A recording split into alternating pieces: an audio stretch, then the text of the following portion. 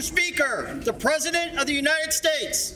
Jamanatigi Joe Biden ye kuma ta lajɛba dɔ la Kongresi la tarata don wula fɛ jamana cogoya kan Gɛlɛyaw ni Siniwa jamana cɛ o kɛra sababu ye ka Siniwa jamana ka kɔlɔsili balon dɔ min tun bɛ siga la o ye sariyatigɛlaw ni Ameriki jamanadenw gansan bɛɛ hakili sama ka sɔrɔ a ma balon nin ko fɔ kɛrɛnkɛrɛnya la Biden y'a ɲini ka Ameriki jamanadenw hakili sigi ka sɔrɔ a bɛ nin ci ka nin ci Siniwa jamana ma. Joe Biden: I'm committed to work with China where we can advance American interests and benefit the world, but make no mistake about it.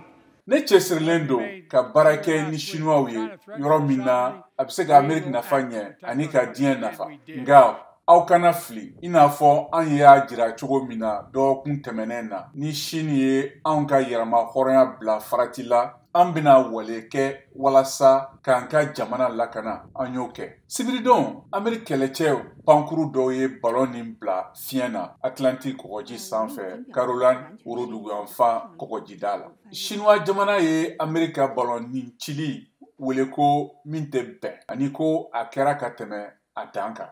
Républicains dɔw ye Biden kɔrɔfɔ ka sababu kɛ a ma yamaruya di balon nin ka bin ka kɔn o ɲɛ k'a to jamana kɔnɔ. N'a sɔrɔ u bɛ jɔyɔrɔ gɛlɛn ɲini Siniwa jamana kan Michael Kugelman Wilson Center la ale y'o fɔ. So he was not taking a forceful hawkish position. He was leaving open some space. O la sa an tun tɛ jɔyɔrɔba ta min bɛ kɛ ni wuluwulu ye. A tun bɛ kɛ ka yɔrɔ dɔ to dawululen ye bɛnkan kama wa tiɲɛna nin hakilina na Kongresi mɔgɔw minnu tun b'a fɛ ka jɔyɔrɔ gɛlɛnba sɔrɔ olu tun tɛna wasa sɔrɔ a ye min fɔ bi su in na.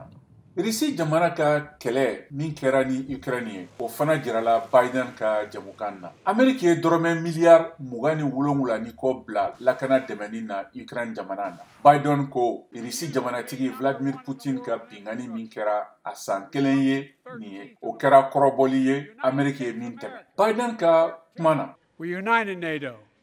We built a global coalition.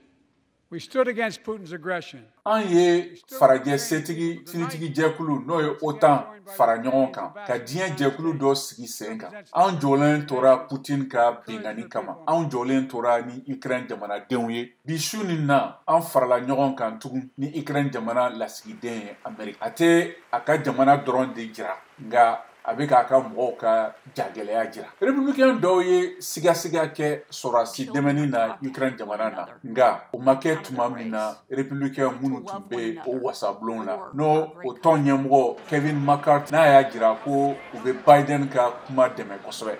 Nka k'an k'a fɔ n'a ye ko dɛmɛ caman wɛrɛ bɛ bɔ Républicains fan fɛ n'o ye siraba ye n'a tun bɛ kɛ kuma na Ukraine kan. Kɛrɛnkɛrɛnya la nin waati min na n'a y'a fɔ ko an bɛ a kɔnɔ waati jan kɔnɔ nin ye fɛn ye ko anw ye Républicain parti ka kɔsegin mɛn kɛrɛnkɛrɛnya la k'a fɔ ko sɛgɛsɛgɛli gansan tun bɛ kɛ Ukraine jamana na. Ka fara Ukraine kɛlɛ kan ani kun yɛlɛma Asie fan na min bolodara kabini tuma jan jamanatigi Biden bɛ ka Ameriki jamanatigi dɔ ka taama fɔlɔ kɛ Sahara woroduguyan fan fɛ kabini san 2015 la.